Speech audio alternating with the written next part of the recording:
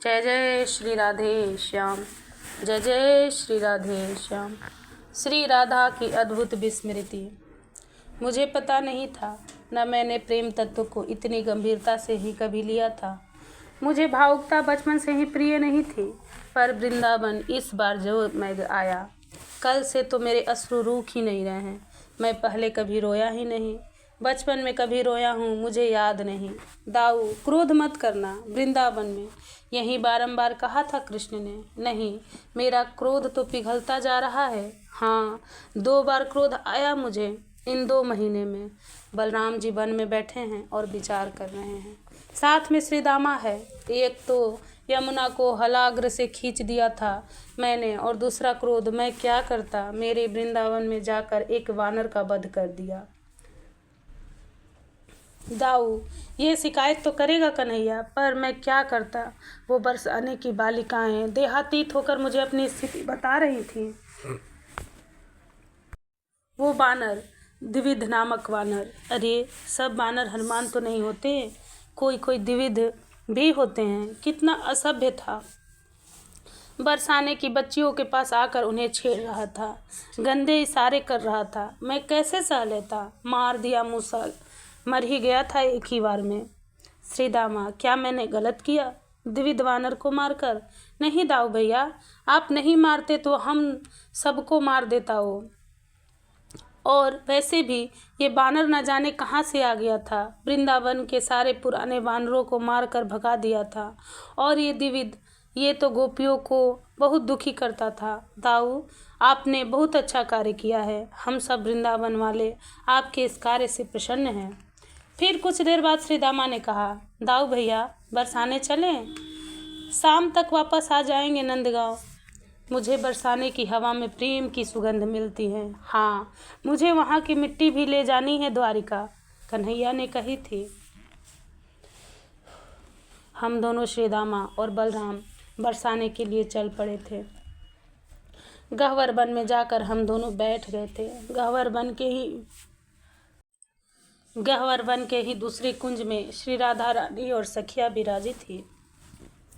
एक कुंज में हम बैठ गए। कभी कुछ नहीं खाती राधा। जब से कन्हैया गए हैं तब से राधा कुछ नहीं खाती, ना सोती है दाऊ भैया। परसों हो गए कृष्ण को गए हुए, तब से बिना खाए बिना सोए ये जीवित कैसे है मुझे पूछा था श्री दामा से। मेरे श्याम सुंदर आ गए, प्रेम मेरे प्राणनाथ आ गए। सखी देख, मेरे श्याम खड़े हैं, वो रहे। कुंज में श्री राधा रानी ने एकाएक पुकारना शुरू किया था, वो रहे श्याम, मेरे श्याम सुंदर। अरे ललिता, तूने मुझे सजाया नहीं। आज नवमी है, आज नंद बाबा के यहाँ उत्सव है। मेरे श्याम सुंदर की बधाई गा रहे होंगे। चलो ना, मेरे श्याम मेरी प्रतीक्षा भी कर रहे होंगे। मेरी वेणी गूंथ दो, मुझे सुंदर सुंदर वस्त्र पहनाओ, आज उनका जन्म उत्सव है। मैं देख रहा हूँ दूसरे कुंज में क्या लीला चल रही है। उन्मादग्रस्त हो गई थी श्री राधा रानी। मुझे से ये सब सहन नहीं होता, मुझसे ये सब देखा नहीं जाता। मुझे इस तरह बेचैन देख श्री दामा ने कहा, ये विस्मृति ही राधा का जीवन है। इन्हीं विस्मृतियों के सहारे इनका जीवन चल रहा है। मैं समझा नहीं। मैंने पूछा, दाऊ भैया, कन्हैया हमें छोड़कर चले गए। इस प्रसंग की जब विस्मृति होती है राधा को, तब मेरी बहन प्रसन्न हो उठती है, चहकती है। उसे लगता है कि श्याम आ गया, उसका प्रियतम आ गया। दाऊ, यही विस्मृति मेरी बहन राधा के जीवन को संभाले हुए है। जो एकाएक भूल जाती है कि कन्हैया वृंदावन को छोड़कर जा चुका है, बस ये भूलना ही उसके जीवन के लिए अच्छा है। मैं श्री दामा की बातें सुनकर चकित था। तभी मैंने देखा, हे राधा, कृष्ण द्वारिका गए। इस बात को अच्छे से समझ लो, सच्चाई यही है। ये चंद्रावली सखी थी जिसने स्पष्ट कह दिया था, हे वज्रनाम, तुमने वियोग और हास्य को एक साथ देखा है? ओह, कैसा दृश्य हो जाता है। बलराम से भी ये दृश्य देखा नहीं गया। आंसू बह रहे हैं और हंसी फूट रही है। एकाएक दृश्य बदल गया। मात्र चंद्रावली के इतना कहने से ही कृष्ण तो गए द्वारिका। हंसी फूट पड़ी श्री राधा रानी के। दूर है ना द्वारिका, बहुत दूर, पर मैं कैसे जाऊं वहां? दूर है, मैं तो कैसे जाऊं? फिर हंसी। उन्माद चरम पर पहुंचा श्री राधा रानी का। हाँ, मैं इस देह को त्याग दूंगी और फिर भूतनी बन जाऊंगी। ललिता, भूतनी के लिए तो दूर और पास कुछ नहीं होता ना, वो तो कहीं भी जा सकती है। मैं जाऊंगी, द्वारिका जाऊंगी। नहीं नहीं, छूऊंगी नहीं अपने प्रियतम को। भूतनी का छूना अच्छा नहीं होता ना, पर मैं उन्हें देखूंगी, दूर से देखूंगी, उनकी सेवा होती ही कि नहीं मैं देखूंगी, उनके चरण चापती हैं कि नहीं उनकी दुल्हनें मैं देखूंगी, मैं उन्हें देखती रहूंगी। ये क्या, ये कहते हुए लोट पोट हो रही हैं धरती पर। वो तपते कुंदन की तरह जिनका अंग था अब कैसा काला हो जाता रहा है। शरीर सूख रहा है, मुखमंडल पीला पड़ रहा है, अधर सूख गए हैं, पपड़ी निकल रही है। पर एकाएक सखी, ललिता देख, नगाड़े बज रहे हैं, बस सब झूम रहे हैं। नंद के आनंद भयो, जय कन्हैया लाल की। दधी कांदा शुरू हो गया है, बधाई चले ना, चलना। चमक वैसे ही मुखमंडल में छा गई। फिर तपते स्वर्ण की तरह वापस उनका देह हो गया। दिव्य तेज छा गया उनके पास।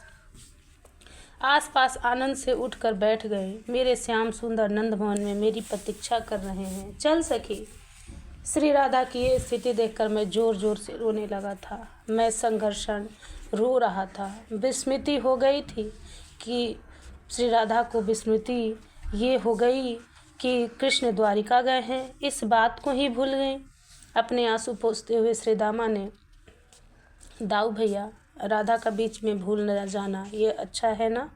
मैं कुछ बोलने की स्थिति में नहीं था।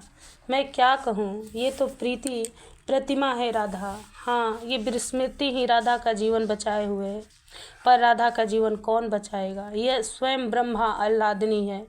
फिर ये सब क्या है, लीला है। हाँ, ये सब मेरे कन्हैया की लीला है, पर अकेले मेरे कन्हैया से कुछ नहीं होता, इसलिए ये उनकी आह्लादनी है।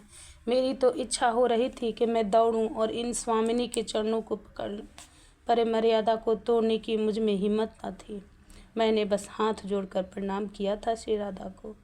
बलराम बरसाने से लौटकर नंदगांव आ गए, पर अब बलभद्र के भी अश्रु बहने शुरू हो गए थे। हे ब्रजनाभ, ये प्रेम है ही ऐसा।